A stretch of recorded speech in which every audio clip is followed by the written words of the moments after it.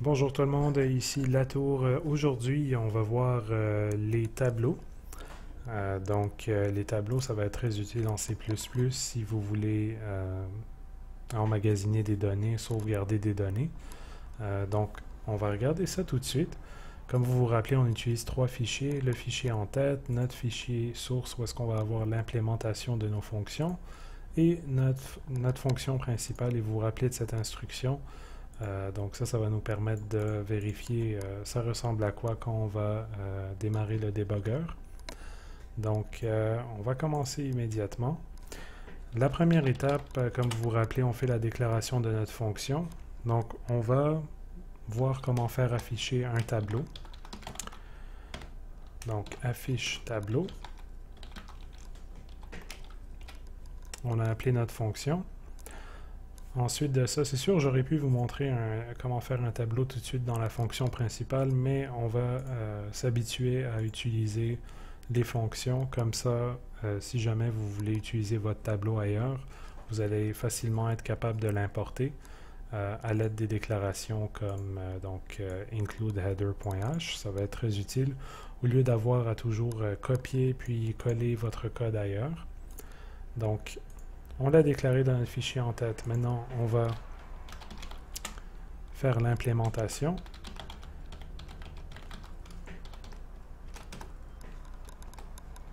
Voilà. Donc, pour déclarer un tableau, vous devez savoir qu'est-ce que vous voulez mettre dans votre tableau. Est-ce que vous voulez mettre des nombres, des chiffres, même des nombres à virgule? C'est important. C'est pas la même chose des nombres entiers, des nombres à virgule. C'est deux choses complètement différentes qu'on programme en C++. Vous voulez mettre des fichiers dans votre tableau, des objets, peu importe. Donc, il faut déclarer le type. Donc, on va déclarer le type ici. On va commencer avec des nombres. Donc, int pour dire que ça va être des nombres. Ensuite, tableau, le nom de notre tableau. Maintenant, pour pas trop vous mélanger, ou en fait, pour être sûr que vous comprenez bien, le tableau, vous pouvez lui donner n'importe quel nom. Donc, je vous donne un exemple. Aujourd'hui, il fait soleil. Donc, je vais appeler mon tableau soleil. Et puis, ces deux crochets-là, c'est ce qui indique vraiment que ici, soleil, c'est un tableau. C'est ça vraiment qui va vous dire que c'est un tableau. Donc, si jamais vous lisez un code et vous voyez ces deux crochets, vous savez tout de suite c'est un tableau et il contient des nombres entiers. Donc, important quand vous déclarez un tableau, déclarez le nombre d'éléments que vous avez dans un tableau. Vous ne pouvez pas déclarer tout simplement un tableau vide, ça ne marche pas comme ça. Il y a d'autres moyens de déclarer des listes ou des listes dynamiques ou bien, on va voir un peu plus tard, des vecteurs, où est-ce que vous n'avez pas besoin de déclarer le nombre d'éléments. Et ce qui est très très pratique quand vous n'êtes pas sûr de combien vous allez avoir besoin d'éléments. Mais pour les tableaux, vous avez besoin de savoir dès le départ combien d'éléments vous avez. Donc on va faire un tableau de 4 entrées. Maintenant, je peux laisser mon instruction comme ça. Ce que j'ai fait, je viens d'initialiser un tableau qui peut contenir 4 entrées, mais je n'ai pas spécifié quelles sont mes 4 entrées. Je pourrais définir un peu plus tard quelles sont mes 4 entrées. Par exemple, je pourrais dire soleil. Donc, dans la première case, et il faut se rappeler, un tableau commence à 0. Ça ne commence pas à 1.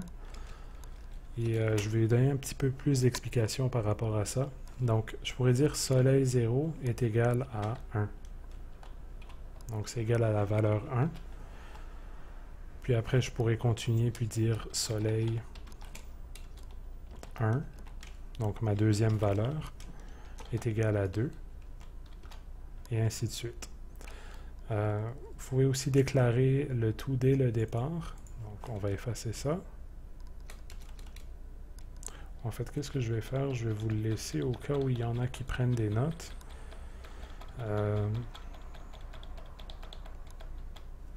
Voilà, mais je vais le mettre en commentaire. Donc, on va mettre ça comme ça.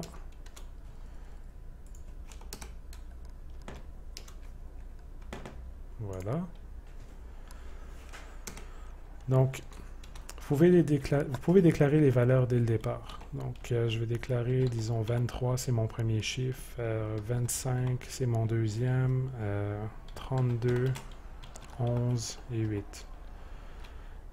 Ah, j'ai déclaré 5 valeurs. Donc ça, c'est ce que je ne peux pas faire. Il faut toujours faire attention. J'ai un tableau de 4. Donc, je vais mettre 4 valeurs. Et ensuite, qu'est-ce qu'on va faire? On va faire afficher chacune de ces valeurs pour voir ça ressemble à quoi. Donc, soleil, qu'on veut faire afficher la valeur d'un tableau, on fait juste mentionner le nom du tableau et l'entrée qu'on veut faire afficher. Donc, on va commencer par 0. Puis, je vais copier ça.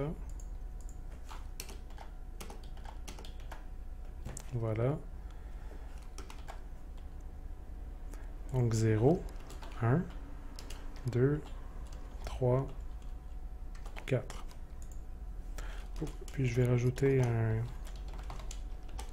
un caractère en fait, une instruction de fin de ligne. Comme ça, on va les avoir séparés sur chaque ligne.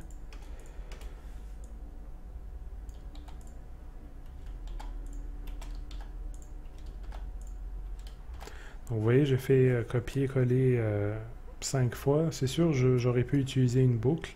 Je vais vous montrer aussi comment on peut le faire avec une boucle. Donc,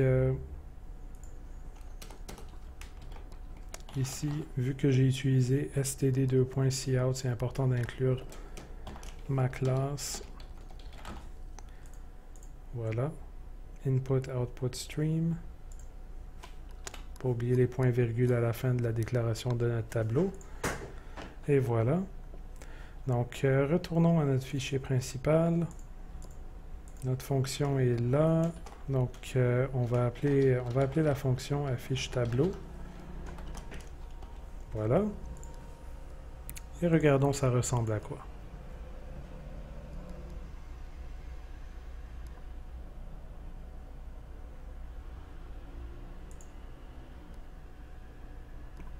Ah, vous voyez, donc, je vais mettre mon fichier source ici. OK. Donc, ma première valeur, c'est bien 23. C'est ce que j'ai ici. Ma deuxième, c'est bien 25. Ma troisième, c'est 32. Ma quatrième, c'est 11. Et qu'est-ce que c'est ce chiffre-là? Ceci indique la fin du tableau. C'est un caractère qui va indiquer la fin du tableau. C'est pour cela que votre tableau ne commence pas par la valeur 1. Il commence toujours par la valeur 0 ici. Et il va aller jusqu'à 3. Donc, votre dernier chiffre, votre 11 ici, il se trouve dans Soleil 3. Soleil 4, 4 c'est juste pour dire que c'est la fin de votre tableau. Ça peut amener beaucoup d'erreurs si vous ne le savez pas. Donc, quand vous déclarez un tableau de 4 cases, de 4 espaces, rappelez-vous que ça commence toujours à 0, ça ne commence pas à 1. Donc, c'était tout pour aujourd'hui pour l'introduction au tableau. Je vais faire une deuxième vidéo pour donner un peu plus d'explications sur les tableaux, puis on va regarder les choses un peu plus complexes dans les tableaux. Encore une fois, c'était La Tour. Merci d'avoir visionné et passez une bonne fin de journée.